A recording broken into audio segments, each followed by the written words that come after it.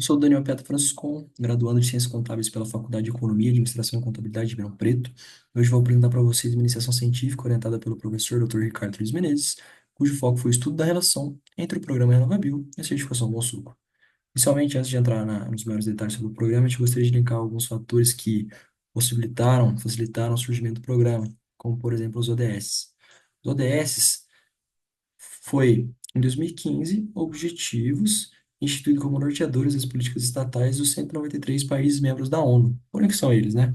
Eles são basicamente alinhamentos a políticas mais sustentáveis, como a redução da emissão de gases carbônicos, a maior representatividade de combustíveis limpos nas matrizes energéticas dos países, maiores índices socioeconômicos e assim vai.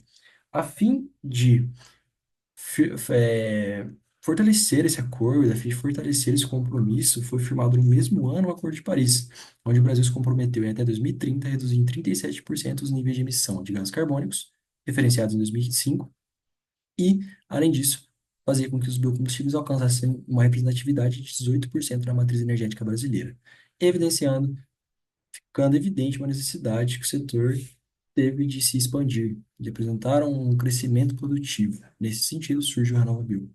O RenovaBio ele surge como uma evolução do ProAlco e do Programa Nacional de Uso e Produção de Biocombustíveis, dois programas anteriores para o mesmo setor, porém que focavam quase que exclusivamente em garantir a segurança energética nacional.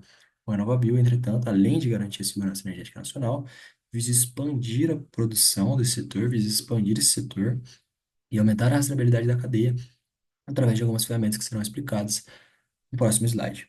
Aprovado pela Lei 13.576, faz-se de suma importância para o cenário brasileiro. Além de auxiliar o cumprimento das metas, aumentar a sustentabilidade, aumentar a estabilidade, aumentar o retorno para a cadeia produtiva, agregar valor para os stakeholders, o setor energético é altamente atacado pelo mercado externo.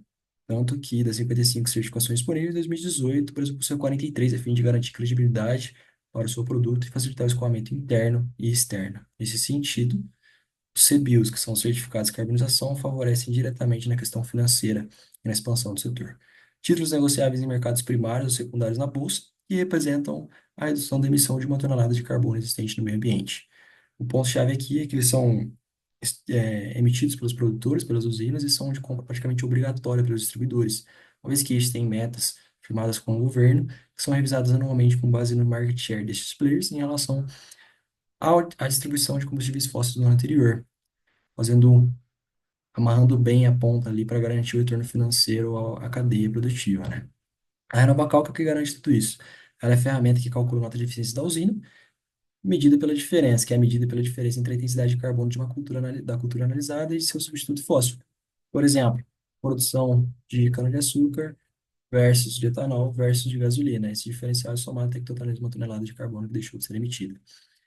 Essa rastreabilidade, essa ferramenta facilita, favorece a rastreabilidade, uma vez que ela é calculada utilizando a avaliação do ciclo de vida, a análise da cadeia produtiva. Isso, conforme dica Grangeia, quando você não fornece dados, uma vez que há a possibilidade de se utilizar um preenchimento padrão, que é o próprio governo que preenche os dados para você, onde ele utiliza bases de dados próprias e literatura técnica, há um prejuízo na sua nota de eficiência de 47%.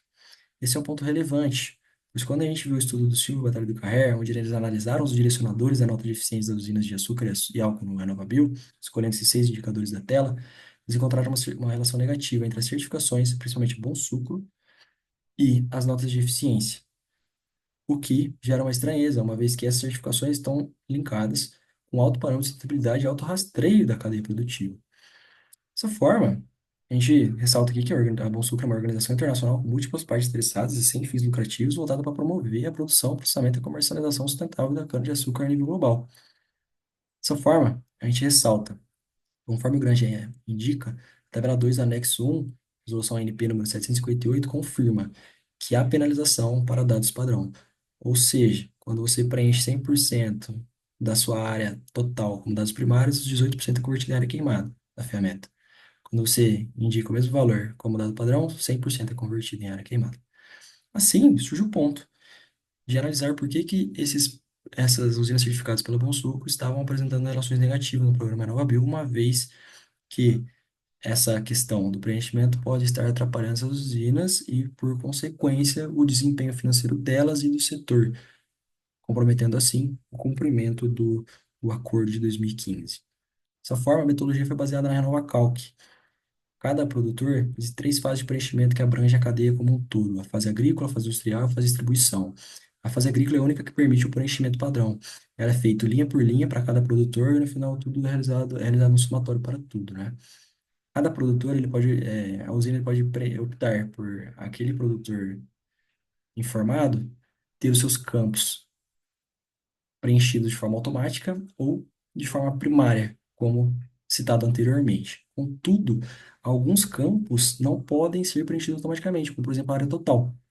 Importante a gente salientar aqui que apesar desse campo de área total ser uma informação fidedigna, ser uma informação real, pelos outros campos estarem preenchidos de forma automática, a gente considerou como se fosse uma informação padrão, preenchida com perfil padrão, tal qual os relatórios de auditoria informam.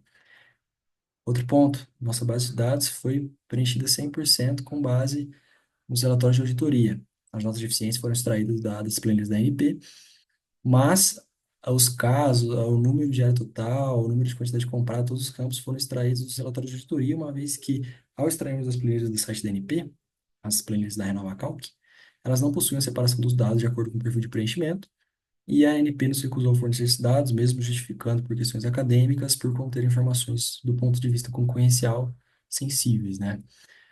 Assim, nos relatórios, a gente escolheu os campos que mais tinham informações, que era a área total, quantidade comprada pela unidade produtora de combustíveis e a área queimada, certo? Criando os indicadores para esses campos, dois indicadores para cada campo, sendo eles a representatividade do perfil do preenchimento em relação ao total da coluna, conforme exemplificado na tabela exibida na tela, a gente gerou 105 relatórios analisados. Dos 105 relatórios analisados, a gente encontrou um total de 27 para certificadas e 27 para as não certificadas. Retornando ao slide inicial, a gente extraiu 319 casos. 15 usinas certificadas não apresentavam relatórios, 199 usinas não certificadas foram excluídas para equilíbrio da amostragem.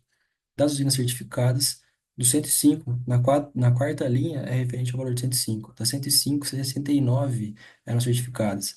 23 das 69 não possuíam clareza em relação ao tipo de preenchimento utilizado e 19 não possuíam informações necessárias para a criação dos indicadores, totalizando 27. Para as não certificadas, dos 105, 36 eram não certificadas e dos 36, 9 casos tinham relatório sem nível de detalhamento necessário, o que gerou também 27 casos. Com esses 54 casos dos 105 relatórios analisados, extraídos, a gente separou o perfil de preenchimento, conforme exibido na tela. Para certificadas, 11 casos utilizaram preenchimento padrão, 16 não utilizaram preenchimento padrão. Para as não certificadas, 14 utilizaram preenchimento padrão, 13 não utilizaram preenchimento padrão. Assim, a gente realizou uma análise descritiva. Na análise descritiva, o principal ponto dela é que as usinas que não utilizaram preenchimento padrão apresentaram média superior, mesmo não possuindo a certificação, indicando que há uma não utilização do benefício financeiro fornecido pela certificação Bom Sucro, por exemplo. As usinas elas já têm esses parâmetros de sustentabilidade, de rastreio, porém não estão informando na Renova Calc, cabendo aqui estudos para se aprofundar nesse quesito.